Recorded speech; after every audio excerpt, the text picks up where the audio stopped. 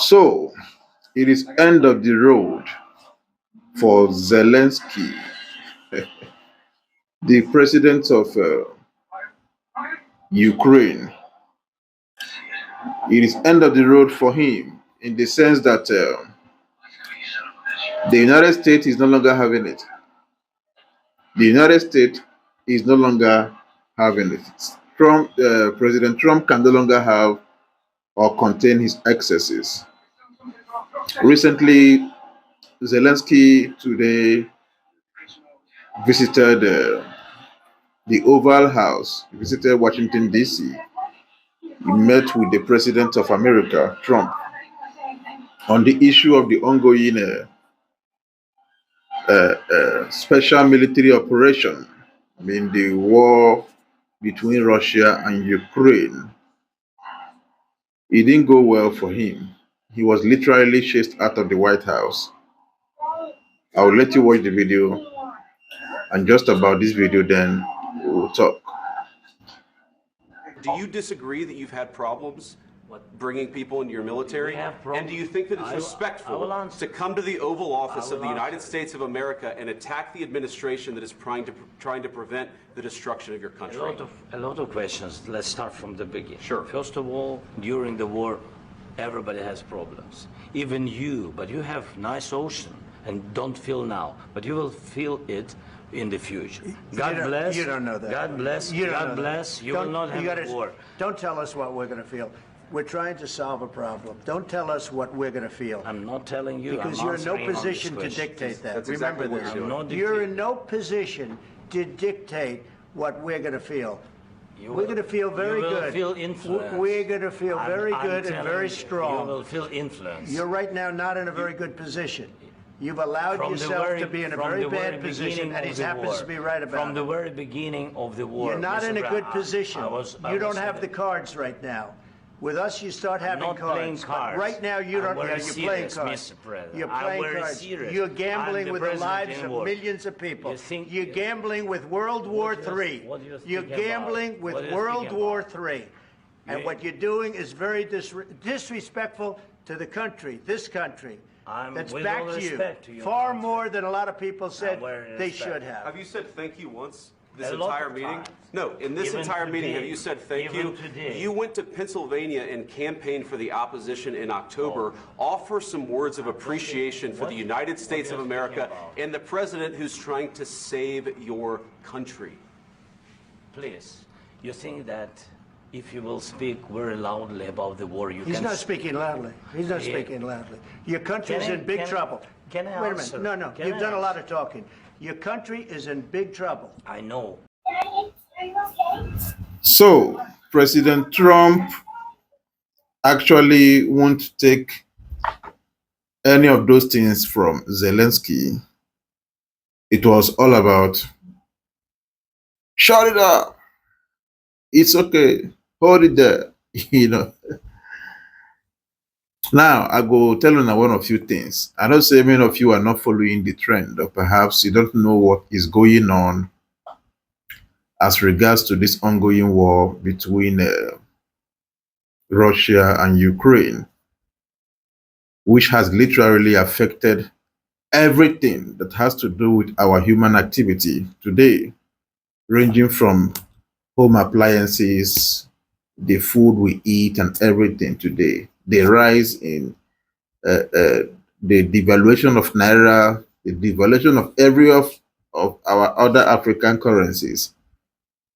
This war was, or would I say, is the reason for the high rise of food and in the markets. That's this Russian-Ukraine war.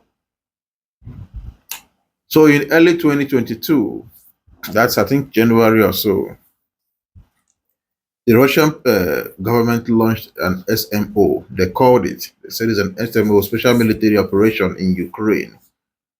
And ever since then, it has been waging war against this country for what they call,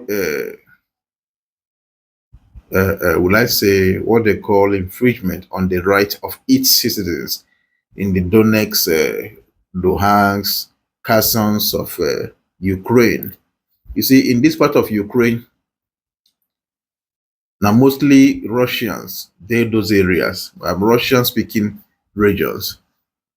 And for some time, for more than a decade, Russia has been complaining on how uh, uh, the government in Ukraine has been mistreating its people. And it became worse in 2014 when this new government of Zelensky, according to report, started bombarding the civilian areas, you know, bombing the civilian areas, and then all of these things are going on.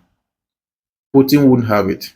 He called the Ukrainian president and the government of Ukraine to see a way that they can be able to stop these things happening.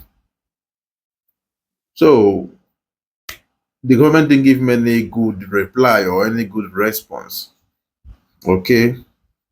So again, while this whole thing was going on, Russia also complained that, according to the agreement, the Minsk agreement they had, that Ukraine was supposed to stay neutral. Okay, now Ukraine was supposed to stay neutral. Ukraine not supposed to join NATO, okay, or not supposed to join any other international communities that has to do with armed treaty or all that. So that Ukraine should be a neutral country and that they do not want NATO in their border. You understand? For this singular reason, Ukraine now, they had an agreement, which according to report, Ukraine breached this agreement by saying they would join NATO and even making a move in that respect. A lot of Western powers, Europeans and all that, they also want Ukraine to be in NATO. Okay? So Russia warned, first warning, second warning, and when they see that nobody is listening to them, that was when they have to strike. And ever since then, this war has been going on. So the very reason for this very Russia-Ukraine war was as a result of Ukraine's disobedience, okay, or as a result of what they call breach of contract or breach of agreement. Ukraine was supposed to have abided by the Minsk agreement, that they should remain neutral. They should never join NATO, and they should never join any other international treaty that has to do with armed proliferations and all that. Okay. So when they have breached this agreement, Russia had no other option than to wage in, because according to Russia, they do not want NATO close to their border, because this thing will mean a threat to them in their own country. Seeing that Russia is the only country in Europe now, which I would assume that they are standing alone. All the other European countries are now in one umbrella. So if they keep having NATO very close to their border, which exactly was even the very reason for the first war, then there might likely be a result of a third world war or something as such.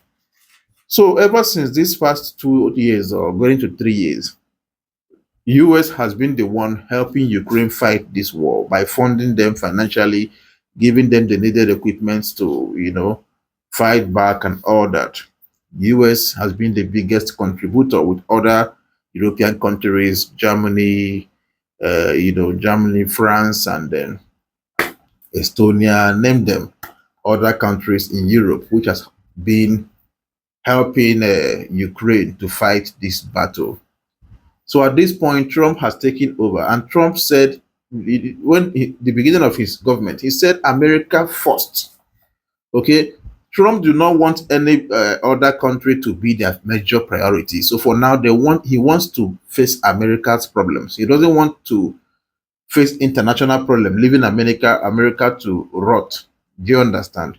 So, and again, seeing that Ukraine is not winning the war, okay, Ukraine is not winning the war. Ukraine has lost over 25% of its territory, allegedly. So, over 25% of its territory has been lost. That includes Kherson, that includes Luhansk, Donetsk, and then name them, Mariupol, and there are lots of them there that has already been gone. So Trump called Zelensky, said you should make peace with Putin.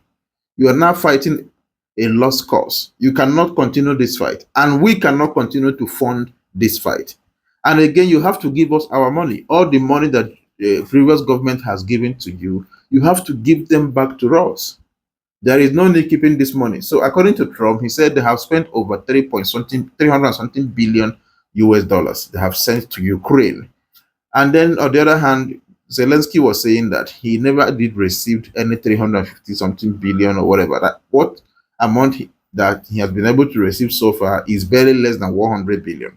And besides that, these funds were given to him in form of aid, like a token or free. According to him, he said the funds were free, which Trump said it's a lie, that money is not for free, that every money they have invested in the country so far in regards to this war, that he must retrieve them back in form of their natural resources. So Trump is looking at making peace with Russia, then so that probably people can prosper in this country in order for them to extract the minerals in the country, the rare earth minerals, and then petrol, gas, and so on, so they can be able to recoup all the money they have spent in that country so far. Zelensky, on the other hand, do not want this. Zelensky wants Trump or the United States government to keep pumping in money or to continue this war. And Trump said that no, he cannot continue spending on this war because the war is already a lost one. That if Zelensky wants to continue the war, he should go home and fight on. Then he should fight without America, that America will no longer be there. And besides that, he will still have to pay them the money. So you see, this is for those of you who are saying that, okay, this war that Russia did this. No, there was an agreement before now, which, according to reports, Zelensky and his government broke this agreement. And that was the reason why Russia has to go in. Okay, so that's that.